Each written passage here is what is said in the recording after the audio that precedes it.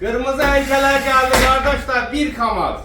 Salam değerli dostlar, izleyiciler, stanokunuzu satırsınız, təcili gelirsiniz, enke stanokun balası geldi, dəhşətin dəhşəti. Özde kırmızı renkte, qiymətini deyim, sonra 350 manata.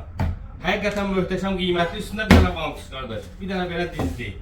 Bir dənə əlcə, almazın qiyməti var 20 manatdan yuxarıdır, 20 manatda bir dənə almaz. Lazeri var qardaşım, maqnitlə. Çox gözəl möhtəşəm, enke stanoku. Bu qiyməti heç sənə tapamayasın. Üstündə də bu qədər görürsən, vantus, təkli vantus var. Möhtəşəm, almazı var, dizliyi var, əlcəyi var. Stanokunuzu satırsınız, gəlirsiniz, ondan mütləq götürürsünüz. Gələcək, gəlir qardaşlar. Möhtəşəm sərfəli, pamaz qırdadır, boşaldıb gedib, elə yarısı doyanladı, gəlir. Sərfədə nömrə var, ünvan harada? Şamaxinkada, bir də Xalqlar Dostluğu Latın Ticarət Mərkəzinin arxası. Bu Zıvatın arzuda satın var, hamısı. Rəngli stanoku deyirdim, kamazdan inanmırdı, bu da kamaz. Həqiqətən rəngə var.